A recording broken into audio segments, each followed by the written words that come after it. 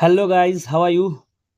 All fine. So let's start today's topic, that is execution of budget. One of the most highly demanded topic of public administration for UGC NET. UGC net में public administration जो subjects है, जो financial administration के parts हैं, वो बहुत ही important है, वो बहुत ही हाईली डिमांडेड टॉपिक है। इससे क्या है कि आपका जो क्वेश्चंस वगैरह आते हैं थोड़े डीप में आएंगे, तो उसको समझना बहुत ही इंपॉर्टेंट है। और मैं ट्राई के फुल कोशिश अपना 100% दे रहा हूँ कि ईच एंड एवरी पॉइंट्स, जैसे यहाँ पे लिखा है इन्फोर्समेंट, इम्प्लीमेंटेशन, बजट, हर एक एक चीज़ को मैं सोच रहा हूँ कि बेस्ट एग्जाम्पल के तरीके से आपको समझाऊँ, रियल एग्जाम्पल दे के, सारा मिनिस्ट्रीज का एग्जाम्पल दे के समझा रहा हूँ आपको।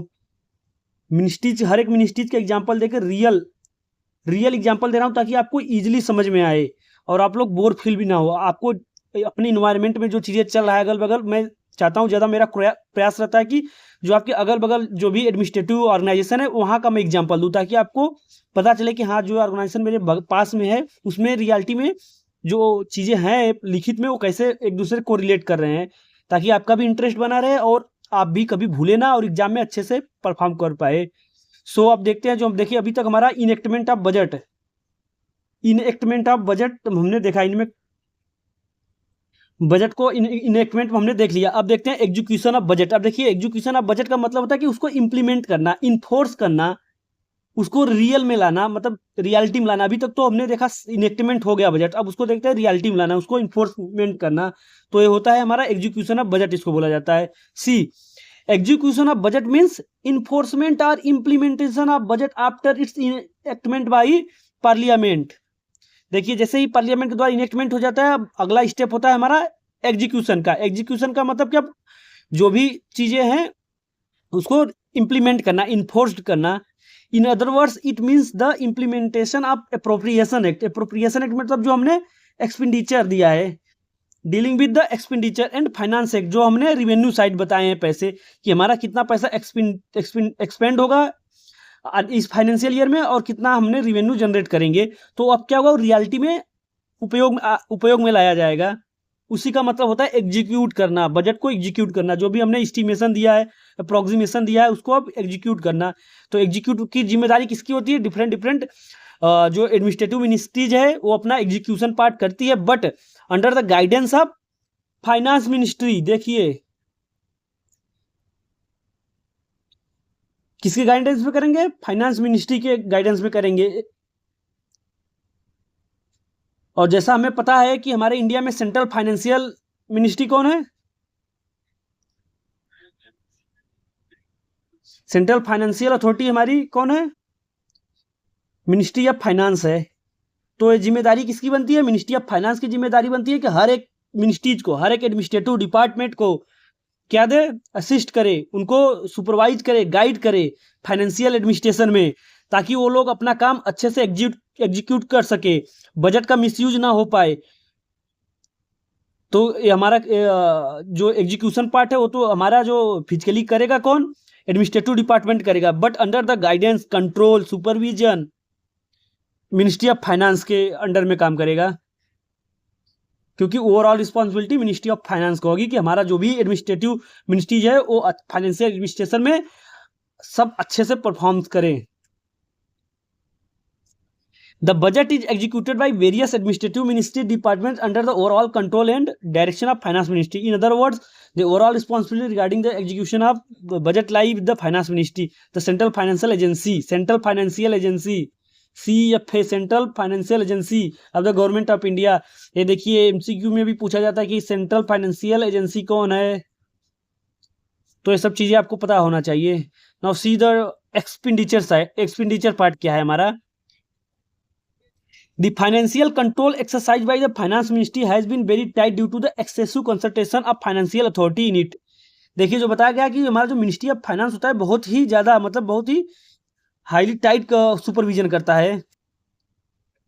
However, this control has been relaxed in course of time through various schemes of delegation of powers by which the administrative ministry are granted some operational freedom and flexibility in managing their expenditure. देखिए, सारी authority तो financial administration की जो भी matter है सारा authority किसके पास होता है? मिनिस्ट्री ऑफ फाइनेंस को होता है। बट कुछ केस में क्या है कि जो मिनिस्ट्री ऑफ फाइनेंस क्या करते हैं, अथॉरिटी को डेलीगेट करती है डेलीगेट करती है मतलब कि अदर मिनिस्ट्रीज को दे देगी अथॉरिटी कि वो मतलब एक ब्रॉड जो हमारा एक मास्टर प्लान है उसके अकॉर्डिंग अपना छोटा छोटा प्लान बनाए, स्कीम बनाए, उसको एग्जीक्यूट करें खुद से। तो ये होता है डेलीगेट, अथॉरिटी को डेलीगेट करता है ministry of finance other ministries को। The finance ministry control the expenditure of administrative ministry departments in the following ways. अब देखिए कंट्रोल जो हमारा एक्सपेंडिचर है, एक्सपेंडिचर पार्ट को हम सॉरी हमारा फाइनेंस मिनिस्ट्री कैसे कंट्रोल करता है, क्या उसके तरीके हैं कंट्रोल करने के। ऐसा तो है डायरेक्टली मना कर देगा नहीं आप मत करो, एग्जीक्यूट मत करो, कोई भी स्कीम को क्या करो एग्जीक्यूट मत करो, ऐसा नहीं करेगा। बट कुछ तरीके हैं कि एग्जीक्यूशन पार्ट को कंट्रोल करेगा और सही तरीके में इफेक्टिवली कंट्रोल करेगा। तो देखते हैं कैसे कैसे वो कंट्रोल करेगा। See approval of policies and program in principles.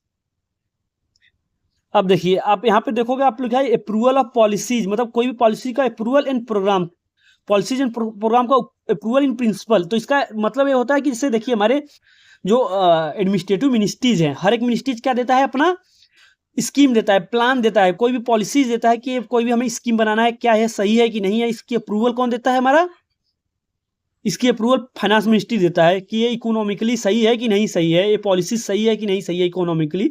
तो उस पॉलिसी को कौन करेगा अप्रूवल देगा, हमारा फाइनेंस मिनिस्ट्री देगा। तो ये भी एक क्या हुआ प्रिंसिपल हुआ, एक्सपेंडिचर पार्ट को कंट्रोल करने का फाइनेंस मिनिस्ट्री का एक तरीका हुआ। सेकेंड देखिए acceptance of provision in the budget estimates.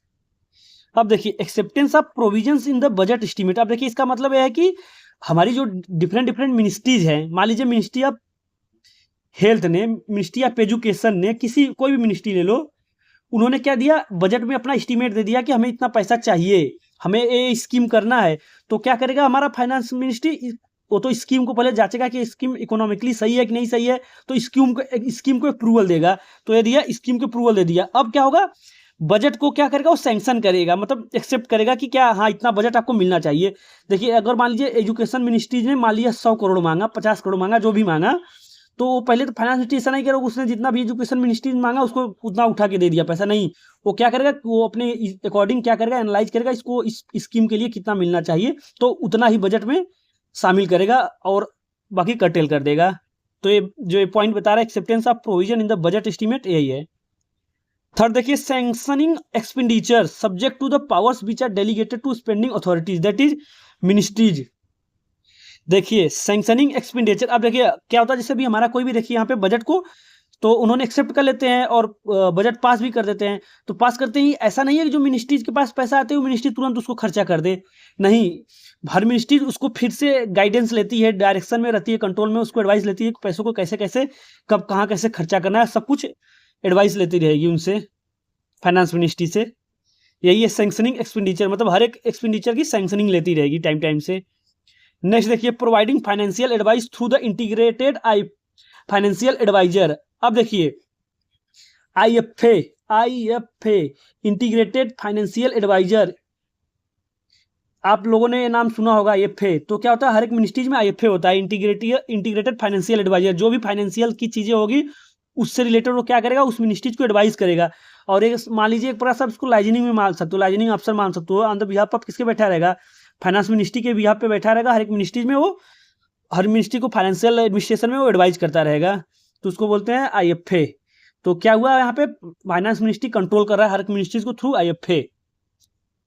Next देखिए reappropriation of grants, reappropriation of grants that is transfer of fund from one sub head to another sub head. अब देखिए यहाँ पे बताया गया कि रीअप्रोप्रिएशन ऑफ ग्रांट, मतलब जो भी ग्रांट दिया गया है, जो भी अप्रोप्रिएशन ग्रांट किया गया है उसको अब फिर से क्या करें रीअप्रोप्रिएशन करेगा। तो इसका मतलब मान लीजिए हमारा मिनिस्ट्री ऑफ डिफेंस ने क्या किया है कि बोला है हमें फाइटर जेट खरीदने हैं और हमें मिसाइल्स खरीदने हैं, हमें रडार खरीदने हैं, इतना सब कुछ बता दिया। तो मान लीजिए हर एक चीज़ के स्कीम के लिए फाइटर के लिए मान लीजिए 5 करोड़ मिल गया, 50 करोड़ मिल गया, और मिसाइल के लिए 50 करोड़ मिल गया, और रडार के लिए 50 करोड़ मिल गया। बट मान लीजिए कि फाइटर के लिए 50 करोड़ में नहीं हो पाया तो पैसे कम पड़ गए, बट जो फाइटर के लिए और रडार के लिए 40 करोड़ में ही हो गया, तो 10 करोड़ इसके पास बचे हैं ना, तो 10 करोड़ को फिर क्या करेगा रीअप्रोप्रिएशन करेगा, किसके लिए, फाइटर के लिए। पैसे तो ग्रांट हो जाएगा, रीअप्रोप्रिएशन हो जाएगा, बट जो फाइनेंशियल मिनिस्ट्री है वही करेगा ये सब काम। उसके बहुत सारे पॉलिसीज होंगे, उस पॉलिसीज के लिमिट में ही रह के रीअप्रोप्रिएशन ऑफ ग्रांट होगा। तो ये क्या हुआ एक प्रकार से एक्सपेंडिचर कंट्रोल हुआ। ऐसा अगर मान लीजिए ये चीज़ें नहीं होता, एक्सपेंडिचर कंट्रोल नहीं होता, दी अप्रोप्रिएशन ऑफ ग्रांट की जो पॉलिसीज नहीं होती, तो क्या होगा, कोई भी मिनिस्ट्री अपने अकॉर्डिंग पैसा इधर से उधर करता रहेगी, स्कीम का इस स्कीम में कम पड़ा, उस स्कीम का उठा के डाल दिए, तो इससे क्या हुआ, मिसयूज होने का चांस ज़्यादा है। एंड इंटरनल ऑडिट, अब एक हर मिनिस्ट्रीज में अपना इंटरनल ऑडिटर होते हैं, वो ऑडिट करते रहता है कि जो भी स्कीम्स है उसमें सही सब चल रहा है कि नहीं चल रहा है, कोई घोटाला तो नहीं हो रहा है, कोई गड़बड़ी तो नहीं हो रही है। सो क्या करेंगे, वो अपना अकाउंटिंग और ऑडिटिंग का काम करते रहेंगे। नेक्स्ट देखिए, prescribing a financial code to be followed by the spending authorities. अब देखिए यहाँ पे बताया गया, prescribing a financial code to be followed by spending authority. Spending authority हमारी कौन हुई, एडमिनिस्ट्रेटिव मिनिस्ट्रीज हुए सारे, जैसे कि ministry of health, ministry of defence, ministry of education, ऐसे सारे हो गए। सब क्या है, हमारे स्पेंडिंग अथॉरिटीज हैं। और जो कोड है, फाइनेंशियल कोड प्रोवाइड करेगा। फाइनेंशियल कोड एक प्रकार से हो सकता है नियम का किताब, मतलब कि एक बुक होगा, एक बुकलेट होगा, वो हमारा जो वित्त मंत्रालय, हमारा जो फाइनेंस मिनिस्ट्री होगा, वो प्रोवाइड करेगा हर एक स्पेंडिंग अथॉरिटीज को कि उसके अकॉर्डिंग, कोड के अकॉर्डिंग आप लोग चलिए। The composition of machinery devised bye the executive government for discharging it's responsibility is. अब देखिए, जो गवर्नमेंट क्या होती है, जो एग्जीक्यूटिव गवर्नमेंट है, उसको काम मतलब अच्छे से चले, फंक्शन अच्छे से चले, तो इसके लिए मशीनरी कंपोजिशन बनाई गई है। उसमें देखते हैं कौन कौन सी है। A system of controlling officer, that is usually the head of the ministry या डिपार्टमेंट होता है controlling officers. A system of competent authority who issue financial sanctions. A system of drawing and disbursing officers. A system of payment and accounts. Pay and account offices are created in various departments of the central government to make payment and compile accounts. C. The scheme of integrated financial advisor, IFA. IFA IFA का जो concept हुआ था सबसे first time ministry of shipping and transport में हुआ था 1974 में। तो ये देखिए एमसीक्यू है, आप लोग लिख लीजिए, एमसीक्यू है कि कंसेप्ट ऑफ आईएफए का जो कंसेप्ट फर्स्ट टाइम हुआ था ministry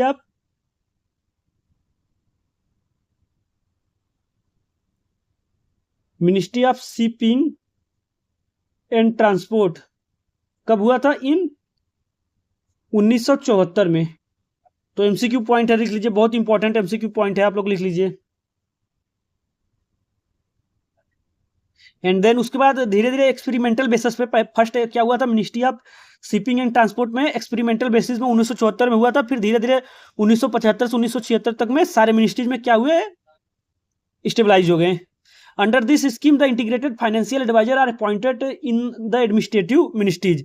the integrated financial adviser is of the rank of joint secretary और एडिशनल सेक्रेटरी। अब देख लीजिए आईएफए का रैंक क्या होगा, ज्वाइंट सेक्रेटरी या एडिशनल सेक्रेटरी के रैंक पे होंगे। He is selected jointly by the administrative ministry and finance ministry. अब देखिए जो आईएफए हमारे सिलेक्ट किए जाएंगे वो ज्वाइंट सिलेक्शन होगा उनका, थ्रू जो जिस एडमिनिस्ट्रेटिव मिनिस्ट्रीज में वो जाएंगे उसमें, और फाइनेंस मिनिस्ट्री दोनों मिलकर क्या करेंगे, उसको सिलेक्ट करेंगे।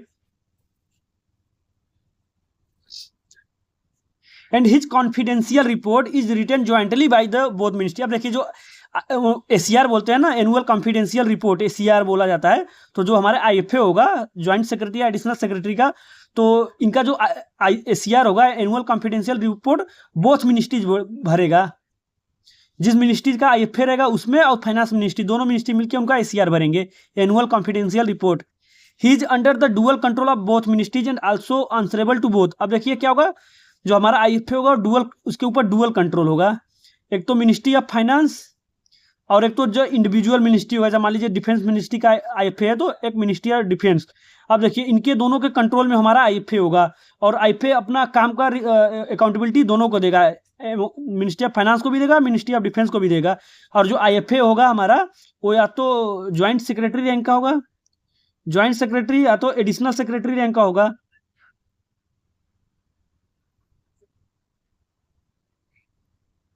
He assists the administrative ministry in the exercise of enhanced delegated financial powers, and his advice can be overruled by the secretary of the ministries.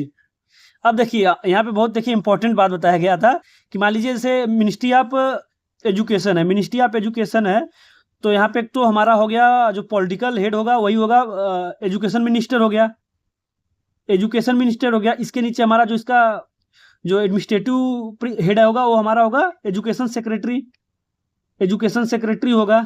फिर यहाँ पे होगा हमारा जो इसका एजुकेशन मिनिस्ट्री का IFA होगा, इंटीग्रेटेड फाइनेंशियल एडवाइजर होगा, इसका जो बताया हुआ चीज ओवर रूल किया जा सकता है किसके द्वारा? एजुकेशन सेक्रेटरी के द्वारा। समझ में आई बात? In case of delegated power and functions but outside the scope of delegated power the he function under the general direction of finance ministry and has directed access to the finance secretary. He has following powers and function. But देखिए बताया गया है कि कुछ cases में function में, और ऐसा तो जनरली हमारा जो IFA होता है वो डायरेक्ट किसके अंडर आएगा? मिनिस्ट्री ऑफ फाइनेंस के जो फाइनेंस सेक्रेटरी होगा सारा उसके डायरेक्शन से काम करेगा वो। तो कुछ ये the following powers and function देखिए, IFA का पावर एंड फंक्शन देखिए। प्रिपरेशन ऑफ बजट, बजट का प्रिपरेशन का पावर होगा। Scrutiny of projects and programme for the approval of finance ministry. Post budget vigilance, formulation of performance budget of the ministries and monitoring of the progress of schemes, assisting the secretary in discharging of his responsibility as the chief accounting authority of the ministry. देखिए सब क्या है? Powers and function है IFA के। तो बहुत ही important है। देखिए जो बजट का प्रिपरेशन का पावर एंड फंक्शन है, स्क्रूटनी कर सकता है कोई भी प्रोग्राम एंड फंक्शन का, विजिलेंस कर सकता है मतलब उसको एक प्रकार से आप कर मॉनिटर कर सकता है। फार्मुलेशन ऑफ परफॉर्मेंस बजट का भी फार्मुलेशन करेगा और मिनिस्ट्री के सारे स्कीम के प्रोग्रेस को बताएगा, मॉनिटर करेगा। और जो हमारे इंडिविजुअल मिनिस्ट्रीज के जो सेक्रेटरी होंगे उनको क्या करेगा? असिस्ट करेगा उनके ड्यूटी को डिस्चार्ज करने के लिए। क्यों? क्योंकि जो हमारे सेक्रेटरी होते हैं, हर एक एडमिनिस्ट्रेटिव डिपार्टमेंट के जो सेक्रेटरी होंगे वो क्या होंगे? Chief accounting authority of the ministry होते हैं। अब तो देखिए हमने एक्सपेंडिचर पार्ट देख लिया, एक्सपेंडिचर पार्ट देख लिया। अब देखते हैं रिवेन्यू पार्ट। अब रिवेन्यू पार्ट में हमारा जो कंट्रोल होता है फाइनेंस मिनिस्ट्री का, उसका क्या रोल होता है, क्या रिस्पॉन्सिबिलिटी होता है, कैसे कंट्रोल करता है, एक एक करके देखेंगे। देखिए अगर रिवेन्यू पार्ट की बात करें तो रिवेन्यू पार्ट हमें पता है इनकम होता है, मतलब कि जो सरकार पैसे लेती है, इनकम कलेक्ट करती है। तो see execution of the budget on the revenue side involves proper collection of revenues, custody of the collected fund. अब देखिए जो फंड कलेक्ट किया जाएगा उसकी कस्टडी भी होगी, एंड डिस्ट्रीब्यूशन ऑफ फंड, और उस फंड का डिस्ट्रीब्यूशन। तो ये हमारा है रिवेन्यू पार्ट का। ये बेसिकली क्या है? एग्जीक्यूट करेगा, एग्जीक्यूट पार्ट करेगा। एग्जीक्यूटिव रिवेन्यू साइड में कैसे एग्जीक्यूट करेगा वो बताया जा रहा है यहाँ पे। एक्सपेंडिचर पार्ट में तो हमने देख लिया, अब देखते हैं रिवेन्यू पार्ट में। The collection of revenue involve the following stages. अब देखिए जो स्टेजेस इन्वॉल्व होंगे कलेक्शन ऑफ रिवेन्यू में वो बताया गया है कैसे। फर्स्ट देखिए devising a suitable machinery for tax administration and determination of procedures. देखिए पहला बताया गया कि suitable devising a suitable machinery for tax administration, मतलब कि जो टैक्स लेने वाले प्रशासन है, टैक्स एडमिनिस्ट्रेशन के लिए क्या करना पड़ेगा? एक हमें एक प्रॉपर स्ट्रक्चर मशीनरी तैयार करनी पड़ेगा और एक प्रोसीजर बनाना पड़ेगा ताकि वो अच्छे से टैक्स को क्या करें? ले सके, रिवेन्यू को क्या कर सके? कलेक्ट कर सके। सेकेंड है assessment of tax, that is preparation of a list of person liable to pay tax and determining the amount to be paid. अब देखिए अब टैक्स का क्या होगा? एक लिस्ट बनाया जाएगा, मतलब जो टैक्स एडमिनिस्ट्रेशन से रिलेटेड रहेंगे बेसिकली वो क्या करेंगे? लिस्ट बनाएंगे कि कौन कौन से मतलब इंडिविजुअल है, व्यक्ति है, कंपनीज है, उनको मतलब कि टैक्स उनसे लिया जाएगा। एंड नेक्स्ट है देखिए making provision for hearing of objection and appeals. अब देखिए अब यहाँ assessment of tax, preparation of list of persons liable to pay tax, मतलब हमने व्यक्तियों के एक लिस्ट बनाया जो लायबल होंगे, जो टैक्स देने के दायरे में होंगे, तो उनकी लिस्ट बनाएंगे। अगर फिर उसके बाद ये भी प्रोसीजर बनाएंगे कि किसी को लगता है कि इलीगल है, वो टैक्स नहीं दे, टैक्स के दायरे में नहीं है, वो इस ढांचे में नहीं है, तो वो अपना क्या कर सकता है? अपील कर सकता है। वैसा एक प्रोविज़न भी बनाना पड़ेगा। Next collection, that is realisation of the amount due from the various assessees. अब देखिए यहाँ बताया कि कलेक्शन मतलब कि टैक्स को कलेक्ट करना, and realisation of the amount due from the various assessees. अब जो भी ड्यू होंगे उनसे टैक्स, उनके पीछे पड़ के टैक्स कलेक्ट करने का भी प्रोविजन बनाया जाएगा। नेक्स्ट है following up and realisation of arrear, that is dealing with the defaulters. अब देखिए एरियर वगैरह जो टैक्स नहीं भरेंगे उनको एरियर लिया जाएगा और डिफॉल्टर को भी पकड़ा जाएगा, ऐसा एक प्रोविजन बनाया जाएगा। The department of revenue of finance ministry exercise overall control and supervision over the machinery charge with the collection of tax through the central Board of Direct Taxes and Central Board of excise and custom. देखिए जो बताया गया कि जो machinery है revenue की, जो finance ministry की जो मशीनरी है रेवेन्यू कलेक्ट करने की, वो टैक्स कलेक्ट किया जाएगा through Central Board of Direct Taxes and Central Board of Excise Custom के थ्रू। The Reserve Bank of India, the State Bank of India, district treasuries about 300 and sub treasuries about 1200 are engaged in the custody and distribution of the fund. The Constitution of India provides for the following three kinds of fund for the central government. देखिए, ये जो topic है इसको हमने cover कर रखा है अच्छे से। आप लोग वीडियो में मैं लिंक डाल दूंगा, प्रीवियस वीडियो लेक्चर के हैं। इनेक्टमेंट ऑफ बजट इस सबसे पहले मैंने बता दिया था। Consolidated fund of India article 266, public account of 266 clause 1 में है, पब्लिक अकाउंट ऑफ इंडिया है 266 clause 2 and contingency fund of India article 267। ये सब मैंने अच्छे से एक एक करके विस्तार में बताया है, तो आप लोग गो थ्रू होइएगा। मैं लिंक डिस्क्रिप्शन बॉक्स में लिंक डाल दूंगा, और नहीं तो प्लेलिस्ट में से भी आप चेक कर सकते हो, प्रीवियस वीडियो लेक्चर ही है। फिर भी एक बार हम समराइज़ कर देते हैं। तो देखिए, जो गवर्नमेंट ऑफ इंडिया के पास जो फंड होते हैं वो कहाँ कहाँ रखे जाते हैं, कौन कौन से अकाउंट है, बेसिकली उसकी बात किया जा रहा है। तो हमारा जो है पहला कंसोलिडेटेड फंड ऑफ इंडिया। तो कंसोलिडेटेड फंड ऑफ इंडिया क्या होता है, मतलब कि जो कंसोलिडेशन होता है फंड का, उसका कलेक्शन होता है। See it is a fund to which all receipt are credited and all payment are debited. अब देखिए, इसमें बताया गया कि जो ऑल रिसिप्ट्स आर क्रेडिट, जो भी इनकम होंगे उनको क्रेडिट किया जाएगा, और जो पेमेंट होंगे उसी में से डेबिट भी किया जाएगा कंसोलिडेटेड फंड में से। जैसे कि हमारे यूपीएससी, प्रेसिडेंट, कैग, सबका सैलरी जाता है ना, तो यहीं से डेबिट होता है। In other word, all revenue received by the government of India, all loan raise by the government by the issue of treasury bills, loan are ways to means of advance, all money received by the government in repayment of loan shall from the consolidated fund of India. देखिए, सब बताया गया कहाँ कहाँ से आएगा। Revenue received by the government of India, loan से आएगा, ऐसे ऐसे सब रेवेन्यू उसमें से आएंगे। मैंने बहुत देखिए अच्छे से डिटेल में सब बताया है। All the legally authorised payment on behalf of the government of India are made out of this fund. No money out of this fund can be appropriated, issued और drawn except in the accordance with the parliamentary law. Now second है Public account of India. Public account of India, देखिए, all other public money other than those which are credited to the consolidated fund of India received by or on behalf of the government of India shall be credited to the public account of India. देखिए, इसमें बताया गया जो public account of India में वो funds आएंगे जो consolidated fund of India में नहीं है। उसके बाद सारे जो फंड्स हमारे हैं वो पब्लिक अकाउंट ऑफ इंडिया में आएंगे। See this include provident fund, PF, deposits, judicial deposits, saving bank deposits, departmental deposits, remittance and so on. मतलब कि हमारा इसको है जनता का पैसा, मतलब सिटीजन अपना जो पैसा एज ए ट्रस्ट में डालता है गवर्नमेंट को बैंक समझ के, तो सारा वो क्या है, पब्लिक अकाउंट ऑफ इंडिया है। तो गवर्नमेंट के पास वो सारे पैसे रहती है, गवर्नमेंट अपना यूज करती है, टाइम पे दे भी देती है। This account is operated by the executive actions, that is the payment from this account can be made without the parliamentary appropriation. सब such a payment are mostly in the nature of banking transaction. अब देखिए, जो उसमें से parliamentary appropriation का जरूरत नहीं होती, इसमें से जो हमें फंड निकालनी होती है। तो now third one is contingency fund of India. तो ये वो देखिए, कंटीजेंसी फंड क्या है, इसमें से क्या होता है, कंसोलिडेटेड फंड से कुछ फिक्स अमाउंट क्या होता है कंटीजेंसी फंड में डाला जाता है पीरियोडिकली। और ये पैसे कब यूज किया जाता है, जब कोई अनफॉर्सीन चीज़ आए, नेचुरल डिजास्टर हो, मतलब कि कुछ दुर्घटना वाली चीज़ें आती है, तब इसमें फंड से निकाला जाता है।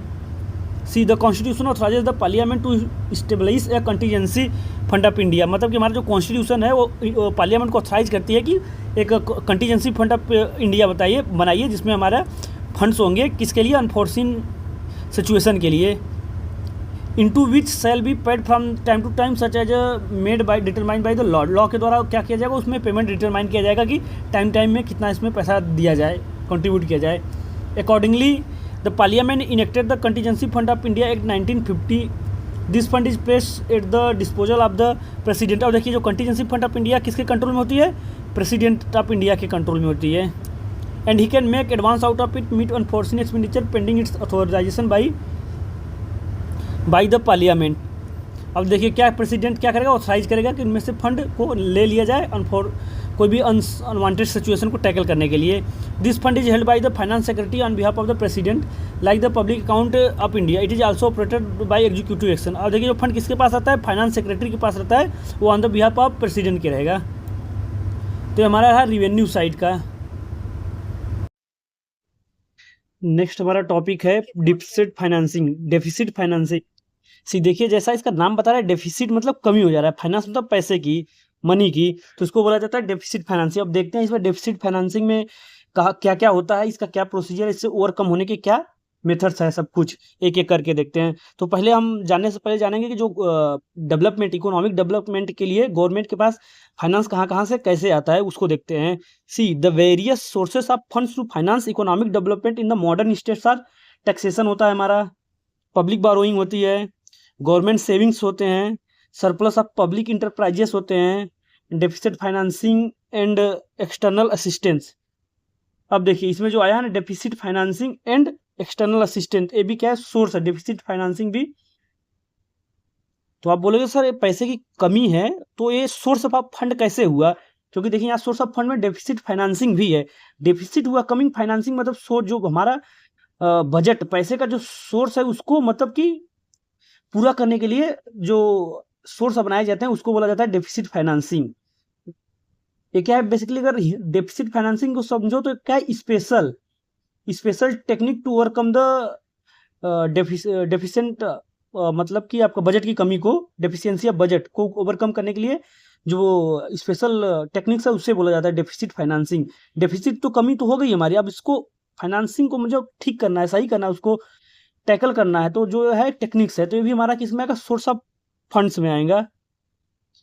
सी when the government can not raise sufficient resources through taxation, public borrowing and so on, it resort to deficit financing to meet its development expenditure. देखिए यहाँ पे बताया गया कि जब हमारा जो गवर्नमेंट होता है, जैसे टैक्सेशन हुआ, पब्लिक बारोइंग हुआ, गवर्नमेंट सेविंग हुआ, सरप्लस ऑफ पब्लिक इंटरप्राइजेज हुआ, इस सबसे भी अगर हमारा गवर्नमेंट क्या है ओवरकम नहीं हो पा रहा है फाइनेंशियल डेफिसिट से, तो हमारा जो एक और तरीका है जो गवर्नमेंट अपनाता है उसको बोला जाता है डेफिसिट फाइनेंसिंग।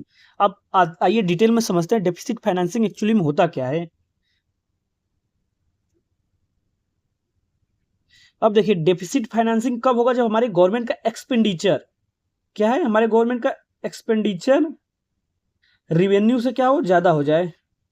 रिवेन्यू से ज्यादा हो जाए, गवर्नमेंट का जो रिवेन्यू है उससे ज्यादा हो जाए तो क्या होगा, पैसे की कमी हो जाएगी, तो उसको बोला जाता है in general deficit financing. See deficit financing in general refer to any public expenditure that is in excess of current public revenue. अब देखिए यहाँ पे कोई भी पब्लिक एक्सपेंडिचर है पब्लिक रिवेन्यू से ज्यादा हो जाए तो उसको क्या बोलेंगे, डेफिसिट हो जाएगा, डेफिसिट इन फाइनेंसिंग। अगर हम in western countries in USA में देखें तो the term deficit financing use in wider sense, while in India it is use in narrower sense. तो देखिए एमसीक्यू पूछा जा सकता है कि जो अगर डेफिसिट फाइनेंसिंग का टर्म्स देखें जो यूज हुआ है, तो वाइडर सेंस में कहाँ यूज हुआ है, नैरो सेंस में कहाँ हुआ है, तो इसमें आप लोग डिस्टिंग्विश कर लीजिएगा, कंफ्यूज मत होइएगा।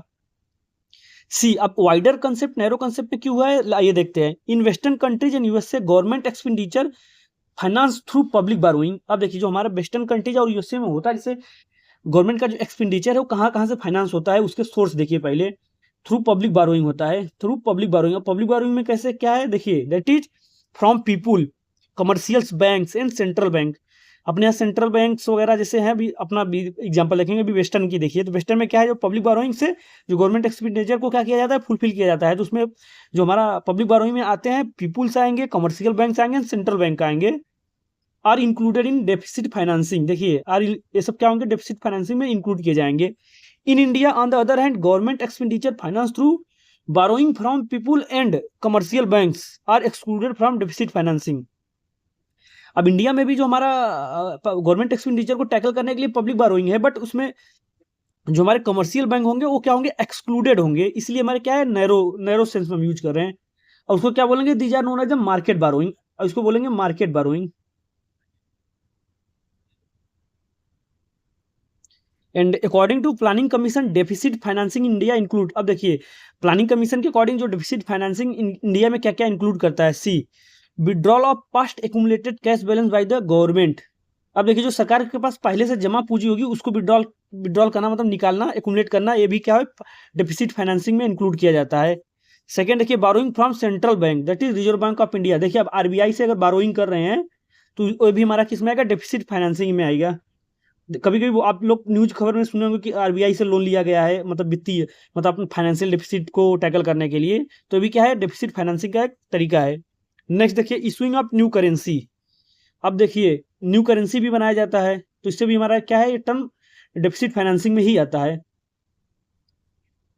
As observe by Mishra and Puri, a scholars है, इकोनॉमिस्ट है, when government borrow from Reserve Bank of India It merely transfer its security to bank, which on the basis of this security issue more notes and puts them into circulation on behalf of the government. अगर देखिए deficit financing में अगर क्या होता है, जो new currency use होते हैं तो उसमें आरबीआई क्या करता है, जस्ट न्यू करेंसीज को बनाता है ताकि कमी जो है हमारी कमी को पूरा कर सके।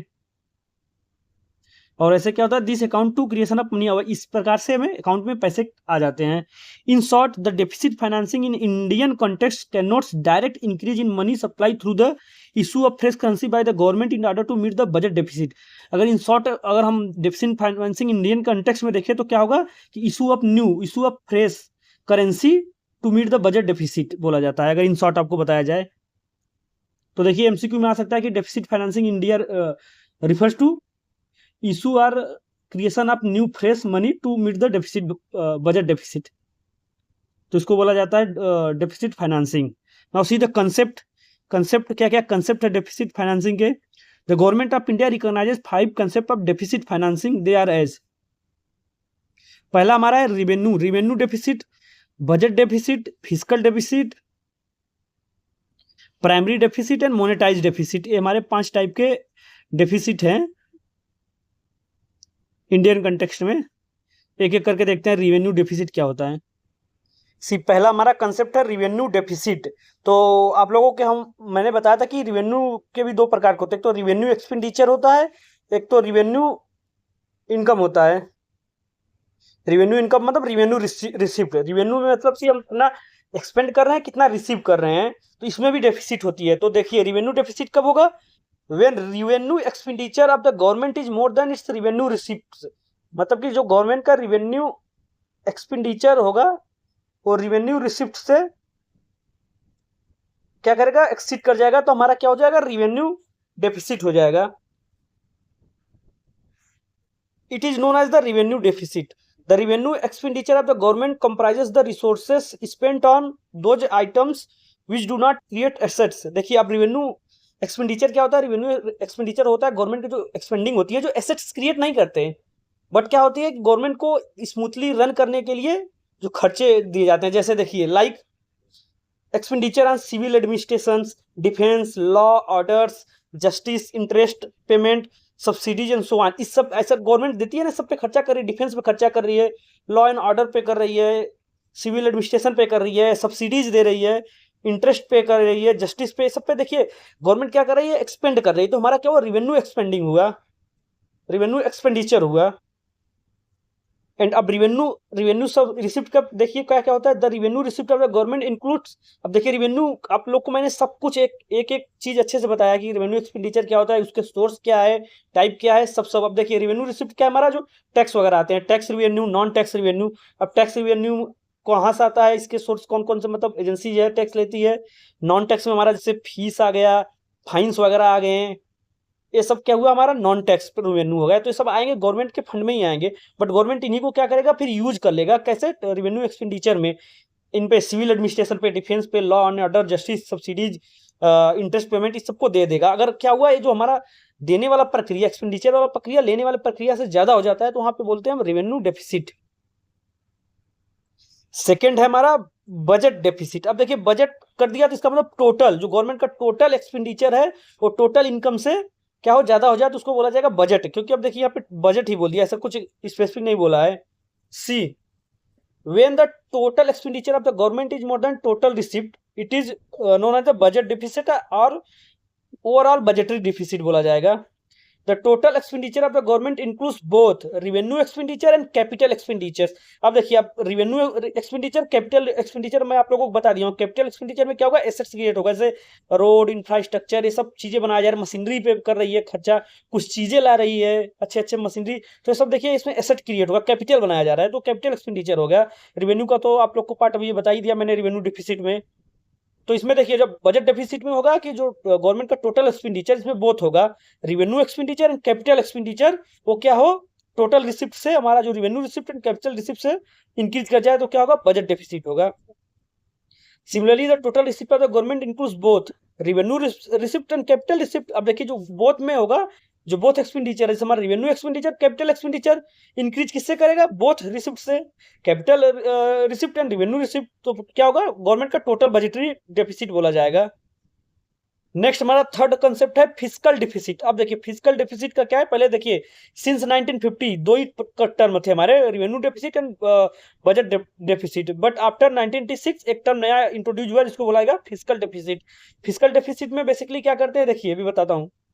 Since 1950, the government recognizes the above two concept of deficit. Later in 1986, the third concept of deficit called fiscal deficit was introduced on the recommendation of Sukma Chakravarty committee 1982 to 1985। देखिए ये जो सुकमा चक्रवर्ती कमेटी का रिपोर्ट के रिकमेंडेशन के through हमारा जो third deficit हुआ था, फिस्कल डेफिसिट को लाया गया था 1986 में। On the review of the working of monetary system in India, ये जो सुकमा कमेटी बनाई गई थी और रिव्यू करने के लिए कि जो मॉनेटरी सिस्टम है इंडिया में एक ऐसा वर्क कर रहा है, इसको मतलब स्टडी कीजिए, रिव्यू कीजिए और अपना रिकमेंडेशन दीजिए। तो इन्होंने जो सुकमा कमेटी रिपोर्ट ने अपना रिकमेंडेशन दिया, adoption of fiscal deficit in 1986। Write down the fiscal deficit refer to budgetary deficit. अब देखिए फिस्कल डेफिसिट क्या होता है, fiscal deficit to refer to budgetary deficit हो गया, plus market borrowings and other liabilities of the government. अब देखिए in short अगर बोले तो फिस्कल डेफिसिट क्या हुआ, फिस्कल डेफिसिट इन शॉर्ट अगर बोले तो आपका बजटरी डेफिसिट हो गया, प्लस मार्केट बारोइंग हो गया, प्लस लाइबिलिटीज, गवर्नमेंट के जितनी भी लाइबिलिटीज होंगे उनको सबको मिला के हमारा होगा फिस्कल डेफिसिट। अब बजटरी डेफिसिट में आपने पढ़ लिया, बजटरी डेफिसिट कब होगा, इसको बोला जाता है ओवरऑल बजटरी डेफिसिट। मतलब कि आपका जब expenditure, revenue expenditure, capital expenditure increase कर दिया जाएगा रेवेन्यू रिसिप्ट और कैपिटल रिसिप्ट और रेवेन्यू रिसिप्ट से। और पब्लिक बारोइंग क्या करता है, जब कोई भी जैसे गवर्नमेंट, कमर्शियल गवर्नमेंट वगैरह से हम फंड्स वगैरह लेते हैं तो उसको मार्केट बारोइंग बोलते हैं। तो ये सब अगर गवर्नमेंट लिया है तो उसको बोला जाएगा fiscal deficit. It measures the total borrowing requirements of the government from both internal and external source. देखिए both internal and external source, जो मतलब कि कमर्शियल्स बैंक्स वगैरह से ले रहे हैं और अपने reserve Bank of India internal source से ले रहे हैं, तो सबसे क्या होगा, फिस्कल डेफिसिट में इनको ऐड किया जाएगा। Now fourth one is primary deficit. It indicate the fiscal deficit minus, देखिए प्राइमरी डेफिसिट में क्या बताया गया है, it indicate the fiscal deficit minus amount of interest paid by the government. अब देखिए जो प्राइमरी डेफिसिट को निकालने के लिए क्या बोला जाएगा कि जो हमारा फिस्कल डेफिसिट को निकाल लीजिए, उसमें से जो गवर्नमेंट इंटरेस्ट पेड कर रही है उसको हटा दीजिए, तब उसको मिला के क्या होगा, हमारा प्राइमरी डेफिसिट बोला जाएगा। It is also known as non interest deficit. क्यों? क्योंकि इनको इंटरेस्ट को माइनस कर दे रहे हैं, इसीलिए बचा हुआ जो प्राइमरी डेफिसिट को बोला जाएगा non interest deficit. This concept of deficit was introduced recently. देखिए बहुत न्यू टर्म्स है primary deficit. Now fifth one, that is last one, monetised deficit. See the budget deficit can be finance in two ways. देखिए अब हमारा जो budget deficit होता है वो दो तरीके से फाइनेंस किया जाता है, मतलब टैकल किया जाता है, पूरा किया जाता है। कैसे? इधर by borrowing from the public और by borrowing from the Reserve Bank of India, RBI से। या तो पब्लिक से ले लें, मार्केट बारोइंग कर ले, या तो आरबीआई से ले ले, रिजर्व बैंक ऑफ इंडिया से ले ले। When it is finance through burrowing from the RBI it is called monetised deficit. अब देखिए अगर हम देखिए जो हमारा बजट डेफिसिट है उसको या तो हम कमर्शियल बैंक, पब्लिक बारोइंग कुछ भी कर ले, उससे करके पूरा पूर्ति करें अपने फिस्कल डेफिसिट को, या तो हम आरबीआई से क्या बोले ऑर्डर दे, उससे लोन ले ले उसको, मतलब आरबीआई में कैसे भी दे, चाहे तो न्यू फ्रेश करेंसी इशू करे, कुछ भी करे, तो उसको बोला जाएगा, हम अगर आरबीआई से ले रहे हैं तो उसको बोला जाएगा monetise deficit. In other word it increases in the RBI credit of the government. See our next topic is role. Role मतलब किसका रोल, मतलब कि डेफिसिट फाइनेंसिंग का रोल। अगर हम देखते हैं कोई भी कंट्री अगर फाइनेंशियल डेफिशिएंसी में चल रहा है तो उसमें जो हमारा डेफिसिट फाइनेंसिंग है वो किस किस सर्कमटेंस में अपना मतलब कि रोल देता है, कैसा उसका रोल होता है। तो यहाँ पे देखिए modern state have resorted to deficit financing under 3 different circumstances. So पहला होगा डिप्रेशन, फर्स्ट रोल है। तो पहले डिप्रेशन का मतलब समझिए, पहले मंदी के मतलब हम यहाँ देखिए डिप्रेशन का मतलब है मंदी, नहीं बोलते आज मंदी चल रही है, भाव बहुत मतलब कि बिजनेस बहुत मंदा चल रहा है, मतलब कि कमी होना, बहुत क्राइसिस देखना, उसका मतलब था डिप्रेशन। तो इसमें इस समय कब हुआ था, देखिए 1930 में जो अपने यूएसए यूरोप इस समय बहुत ज़्यादा मतलब मंदी देखा गया कि इसमें एम्प्लॉयमेंट में और पैसे वगैरह में बहुत ज़्यादा क्राइसिस देखा गया। तो उसमें हम डेफिसिट फाइनेंसिंग का रोल आता है। देखिए, the developed countries of Europe and USA resorted to deficit financing during the great depression of 1933 to deal with the problem mass unemployment. देखिए, जो हमारा रोल था डेफिसिट फाइनेंसिंग का रोल रिजॉर्टेड हुआ था कब? 1930 में, जब जो हमारे डेवलप्ड कंट्री यूरोप यूएसए वगैरह में मतलब बहुत ज़्यादा प्रॉब्लम ऑफ अनएम्प्लॉयमेंट देखा गया है। So it was J M Keynes who suggested the logic of deficit financing to fight cyclical depression in capitalist countries and to eliminate mass unemployment। तो देखिए, एक महान अपने अर्थशास्त्री थे जिनका नाम था जेएम कीन्स। उन्होंने क्या सजेस्ट किया कि जो हमारे अनएम्प्लॉयमेंट का सबसे बड़ा जो कारण है वो है lack of effective demand. Lack of effective demand मतलब होता है कि बाजार में जो हमें चीज़ें जो बिक रही हैं उन चीज़ों का डिमांड बहुत कम है, कोई ले नहीं रहा है उनको, किसी के पास पैसे ही नहीं है तो फिर लेगा कौन? अब जब लेगा नहीं तो उनके पास पैसे नहीं आएगा। मतलब एक सर्कुलेटरी, देख रहे हो, ट्रांसमिशन है, सर्कुलेटरी मार्केट अनएम्प्लॉयमेंट। अगर लोग एम्प्लॉयमेंट है तो मार्केट भी अच्छा चलेगा, अगर मार्केट अच्छा चलेगा तो लोगों को रोजगार मिलेगा। मतलब देख रहे हो ना, साइकिल घूम रहा है।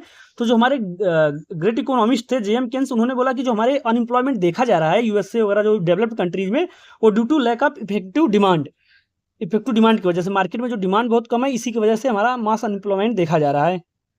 He opine that the main cause of unemployment in developed countries lack of effective demand for goods which depend on the propensity for consumption.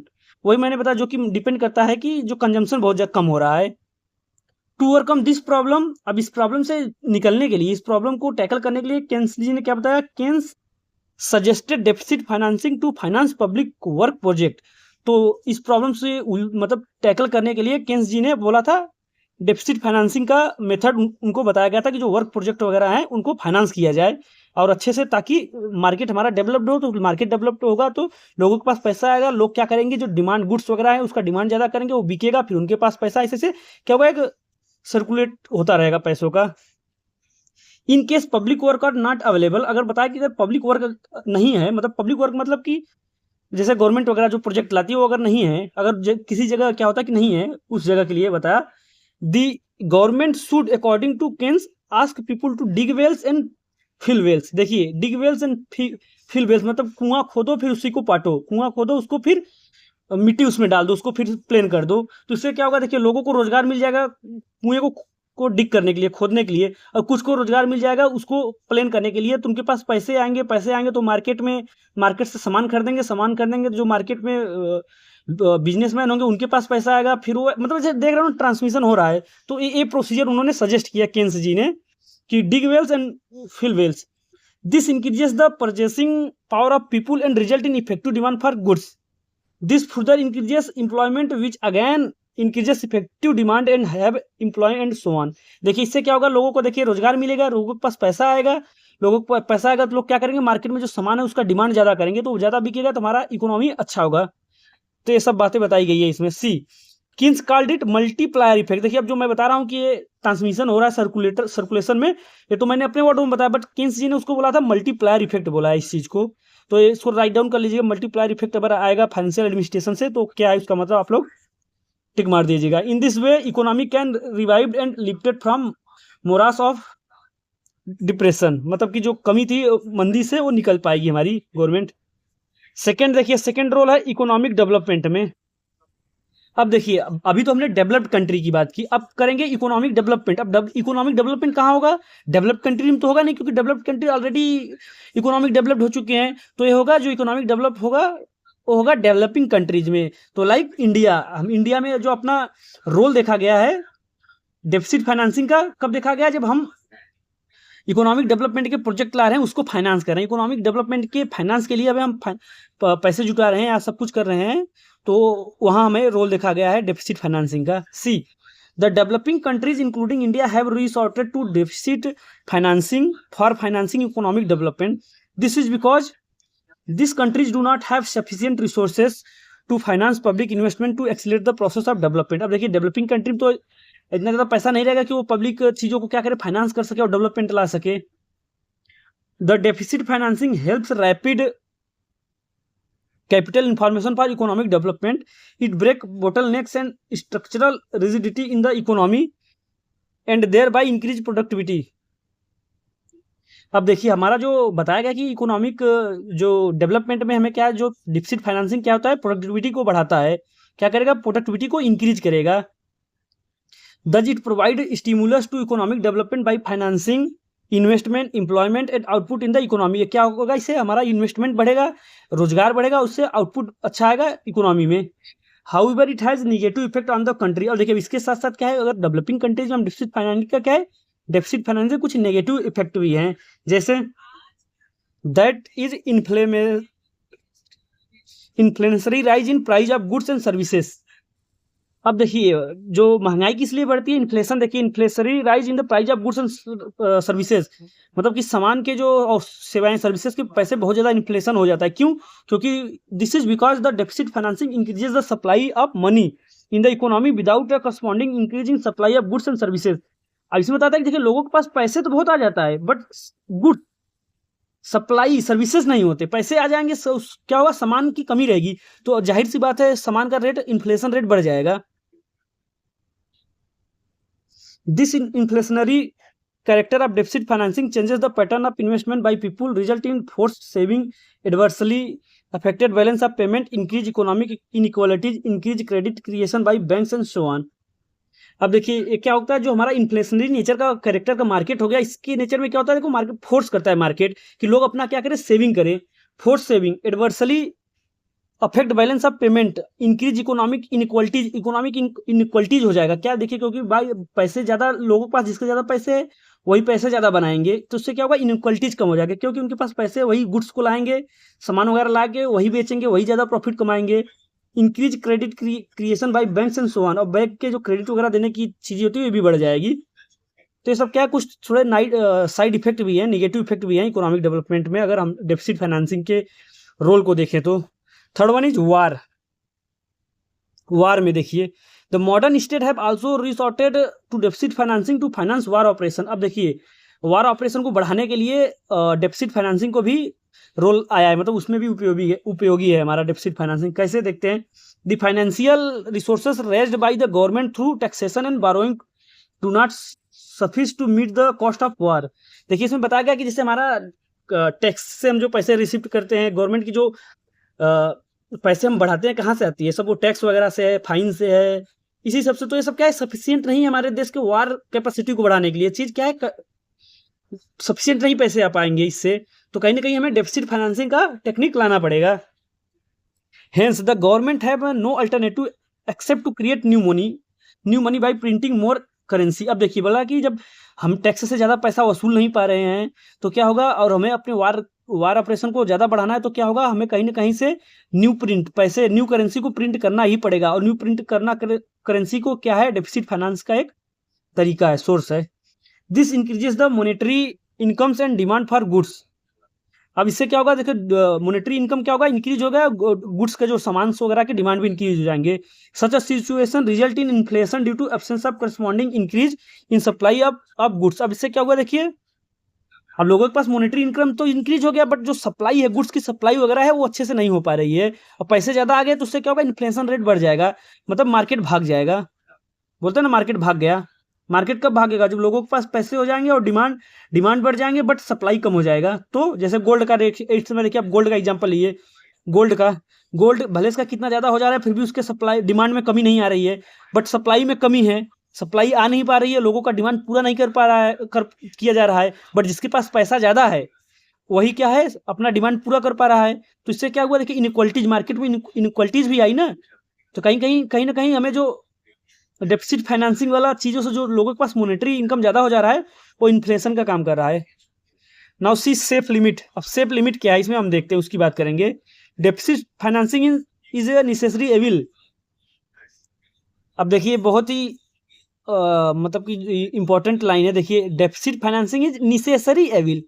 Evil मतलब बुराई होता है, आवश्यक. नेसेसरी मतलब आवश्यक हो गया, मतलब कि एक आवश्यक बुराई भी है.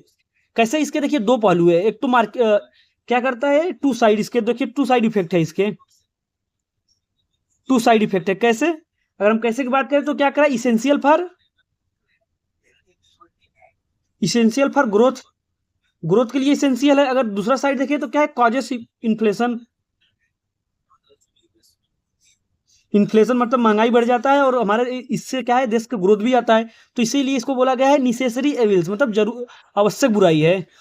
सी one, on the one hand it is essential for economic development and on the other hand it is intrinsically inflationary in nature, hence it is should be kept within the safe limits so that it leads to capital formation without influencing rise in price। इसीलिए बोला गया कि हमें जो deficit financing में जो borrowing वगैरह कर रहे हैं, जो न्यू करेंसी प्रिंटिंग कर रहे हैं, उसको क्या है, सेफ लिमिट में करना चाहिए ताकि हमारा मार्केट का जो इन्फ्लेशन रेट है वो ना भागे। तो हमें सेफ गेम खेलना पड़ेगा। देखिए यहाँ पे कुछ इफेक्टिव फैक्टर्स बताए हैं सेफ लिमिट के लिए, डेफिसिट फाइनेंसिंग को कैसे सेफ लिमिट में खेला जाए उसके कुछ यहाँ पे इफेक्टिव फैक्टर्स है। जैसे देखिए, first, effective effort should be made to mop up surplus money by higher taxation and increased loans. अब देखिए मैं बताया गया कि हमें सेफ गेम खेलना पड़ेगा कि जो हमें सरप्लस पैसे हैं लोगों के पास, उसको अच्छे तरीके से हमें क्या क्या कलेक्ट कर लेना चाहिए गवर्नमेंट को। कैसे? By higher taxation and increase loan. क्या होगा, जो हमारा देखिए अब टैक्स वगैरह ज़्यादा लगा देंगे, इंक्रीज लोन को इंक्रीज कर देंगे, तो उससे क्या होगा, सरकार के पास क्या हो, पैसे जो पब्लिक के पास ज़्यादा पैसे हैं सरप्लस में, वो वापस हो जाएंगे। सेकेंड देखिए, the quantity of money injected into the economy should be to the extent of the rate of growth of the economy. अब देखिए इसमें बताया गया कि the newly created money should be used for second number, the quantity of money injected into the economy should be to the extent of the rate of growth. मतलब देखिए इसमें बताया गया कि जो हम न्यू करेंसी जो हमारी प्रिंटिंग हो रही है उसको मार्केट में उतना ही डालना चाहिए जितना हमारा ग्रोथ रेट है, जितना हमारा विकास का दर है। ऐसा नहीं कि हमारा विकास का रेट 5% है और हम पैसा जो प्रिंटिंग प्रेस है 10% से प्रिंट करके मार्केट में भेज रहे हैं। नहीं, ऐसा नहीं होना चाहिए। इससे क्या होगा, एक्सेस पैसे ज्यादा आ जाएंगे मार्केट में, तो उससे क्या होगा, इन्फ्लेशन आएगा।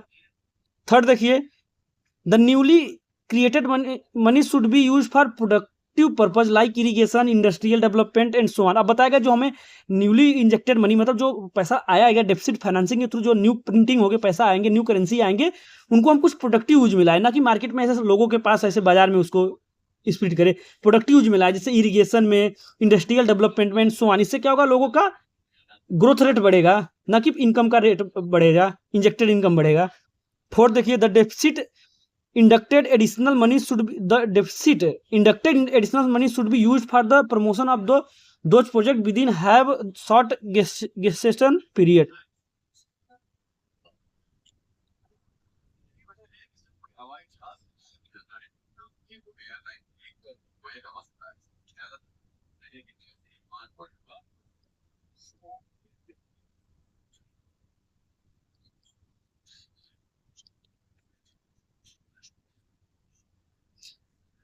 सी देखिए इसमें बताया गया कि जो हमारा डेफिसिट इंजेक्टेड एडिशनल मनी होगा, जो मतलब कि डेफिसिट फाइनेंसिंग के थ्रू जो न्यू इंजेक्टेड जो न्यू करेंसी होंगे, उन्हें ऐसे प्रोजेक्ट में लगाना चाहिए, ऐसे प्रोजेक्ट को प्रमोशन में लगाना चाहिए जो जल्दी से क्या हो, प्रोजेक्ट तैयार हो और सामान बनाना शुरू करे, प्रोडक्ट बनाना शुरू करे, तो लोगों का क्या हो, डिमांड सप्लाई अच्छा हो जाए। जो जाकि देखो लोगों का डिमांड बढ़ रहा है तो सप्लाई का रेट भी बढ़ जाएगा, तो इन्फ्लेशन नहीं होगा।